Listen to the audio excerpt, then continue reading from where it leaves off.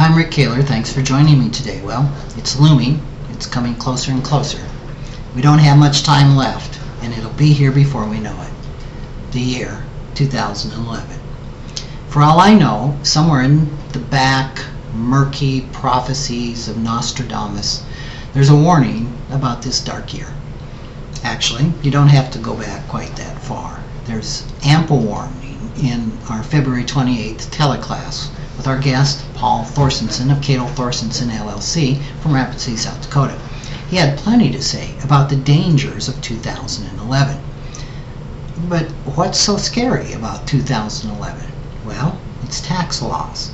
True, tax law is a frightening topic and just all by itself can send people into shuddering and convulsing. But one of the topics Paul discussed was the fact that several significant changes in the current tax laws are set to take place in 2011. One such law relates to federal estate taxes. Currently, the first $2 million of an individual's estate tax of an estate is exempt from estate tax. The exemption increases to $3.5 million for 2009. For 2010, the estate tax is then repealed totally. Then in 2011, the tax returns with an exemption on the first $1 million. There may be not a lot that individuals can do about this, though I suspect that at least 3 dozen writers of murder mysteries are working diligently right now on stories where wealthy great Uncle Leonard's murder is carefully planned to take place on or before December 31st, 2010. Still, especially for elderly people with sizable estates, it would be wise to discuss some possibilities with a financial planner. One option might be to consider giving some money to one's heirs now, rather than passing everything to them through the estate. Paul, however, thinks it's likely that cries of outrage will reach the ears of Congress with sufficient volume so that they can take action on the estate tax sometimes toward the end of 2009.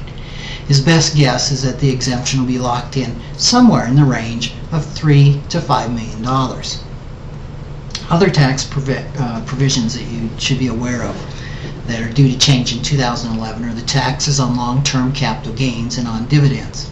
The current maximum capital gains tax is 15%. Under the current law, this rate will go to 20% in 2011. The tax rate on dividends is also currently 15%. In 2011, that will change with dividends being taxed at whatever rate applies to the taxpayer's tax bracket, so it could go as high as about 35%. According to Paul, both Senators Clinton and Obama have said that if elected president, they will work to keep these higher rates. Obviously, the election hasn't happened yet, and even after a new president takes office, we have no way of knowing what will happen with these tax laws. Still, it will be wise not to count on the rates staying at their low current rates. If you're considering selling the family ranch or some other large holdings in the next few years, it would be a good idea to take capital gains tax changes into account. Have a discussion with your financial advisor or your accountant about the timing of the sale and other options that might allow you to take more of the gain before the tax rate goes up. The same is true when it comes to dividends. Anyone looking at taking significant amounts out of a C corporation, for example, might want to do so over the next 3 years to avoid the higher rates that are probable beginning in 2011.